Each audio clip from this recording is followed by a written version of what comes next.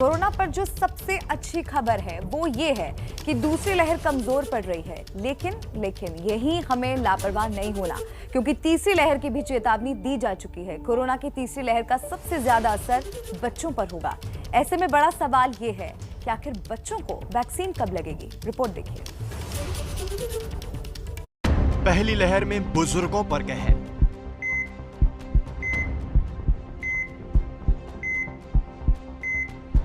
दूसरी लहर में युवाओं पर वार, क्या तीसरी लहर में बच्चे होंगे शिकार?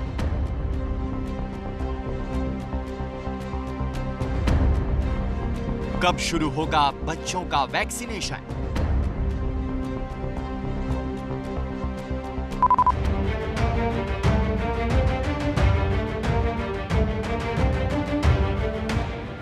कोरोना की तीसरी लहर कब आएगी, ये कितनी खतरनाक होगी और किस पर इसका सबसे ज्यादा वार होगा, इसे लेकर भले ही वैज्ञानिक कभी किसी नतीजे पर ना पहुंचे हों, लेकिन तीसरी लहर का आना तय है।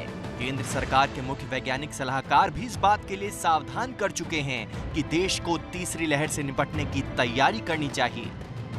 Phase 3 is inevitable, given the high levels of circulating virus. But it's not clear on what time scale this phase 3 will occur. Hopefully, incrementally, but we should prepare for new waves.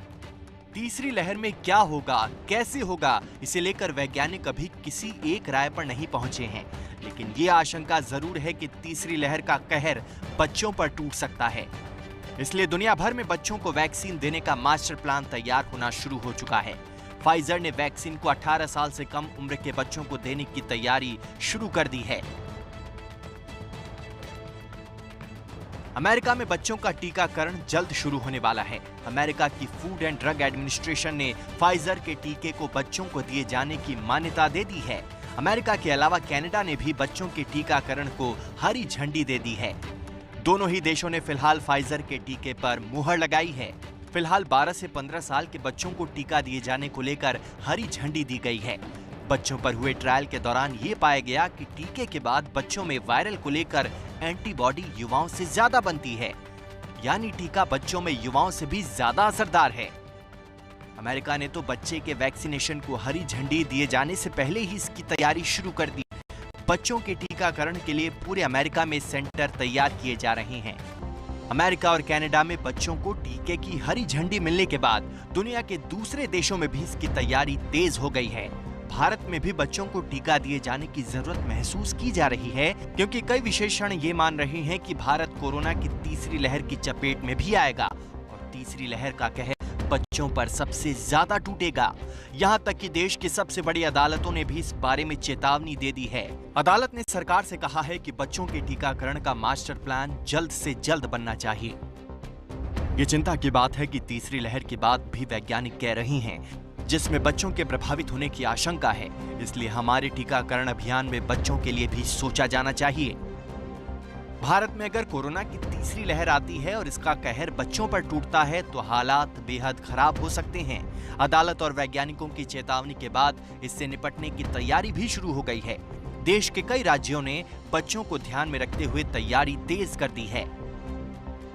तीसरी लहर में बच्चों में corona फैलने का सबसे ज्यादा खतरा है, इसलिए बच्चों की जरूरत के मुताबिक तैयारी की जा रही है। महाराष्ट्र में चाइल्ड कोविड केयर सेंटर बनाए जा रहे हैं। इसके साथ ही हर जिले में चाइल्ड कोविड केयर वार्ड बनाया जा रहा है।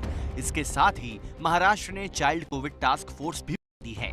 महाराष्ट्र की तरह ही मध्य प्रदेश में भी बच्चों के मद्देनजर तैयारी हो रही है। मध्य प्रदेश में बच्चों के लिए आईसीयू बनने शुरू हो गए हैं। एमपी में सभी जिलों में बच्चों के लिए आईसीयू बनाया जा रहा है। सरकार ने 11,000 आईसीयू बेड बढ़ा दिए हैं। इसके साथ ही हमीदिया अस्पताल में 50 बेड का बच्चों का आईसीयू बनेगा। महाराष्ट्र और मध्य प्रदेश की तरह ही देश के दूसरे राज्यों में भी बच्चों को ध्यान में रखकर तैयारी की जा रही है। मध्य प्रदेश सरकार के चिकित्सा शिक्षा मंत्री विश्वास सारंग ने दावा किया कि कोरोना की संभावित तीसरी वेव की तैयारी हमने शुरू कर दी है। मध्य प्रदेश में हमने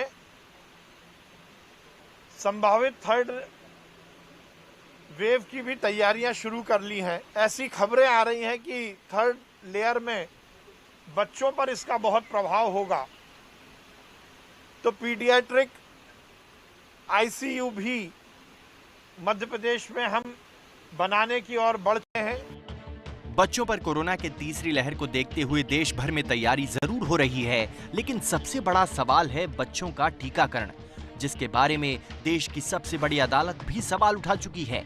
बच्चों पर कोरोना के मंडराते खतरे और मौजूदा तस्वीर को देखकर अब बच्चों के टीकाकरण को लेकर सवाल उठने शुरू हो गए हैं। We have found that the younger people are getting more involved because they have suddenly gone out, and there are variants also prevalent in the nation which may be affecting the younger people as well. ज्यादातर वैज्ञानिक ये आशंका जता रही हैं कि भारत में corona की तीसरी लहर का कहर बच्चों पर ही टूटेगा, और इसके पीछे जो दलील है उसे देखते हुए भी बच्चों में टीकाकरण शुरू करने की जरूरत महसूस की जा रही है, क्योंकि वैज्ञानिकों का मानना है कि तीसरी लहर में ज्यादातर युवाओं में वैक्सीन लग चुकी होगी और म्यूटेशन की वजह से वायरस भी नया रूप धारण कर लेगा। ऐसे में वैक्सीन न लगने से बच्चे पर वायरस का हमला बढ़ सकता है और वो खतरे के जोन में आ जाएंगे। वैक्सीन्स हमारे यहाँ इस समय 2 वैक्सीन्स अवेलेबल हैं और वैक्सीन्स भी अवेलेबल होने जा रही हैं। जैसे ही अवेलेबल होंगी और जैसे ही इनका रेगुलेटरी अप्रूवल मिल जाएगा तो दी जाएंगी। बच्चों को वैक्सीन दिए जाने का फैसला ट्रायल और उसके नतीजे सामने आने के बाद ही होता है। तब तक बच्चों की सुरक्षा माता पिता की ही जिम्मेदारी है। विशेषज्ञों के मुताबिक माता पिता बच्चों को कोरोना से जुड़े प्रोटोकॉल का पालन कराएं और बच्चों को पौष्टिक आहार दें ताकि उनकी इम्यूनिटी बनी रहे। ऐसे में अगर कोरोना का हमला होता भी है तो बच्चा उसे आसानी से मात दे सकेगा।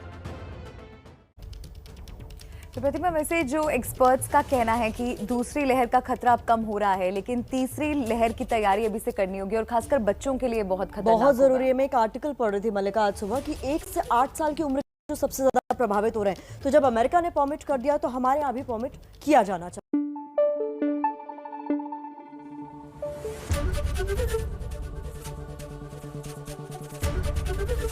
एबीपी न्यूज आपको रखे आगे।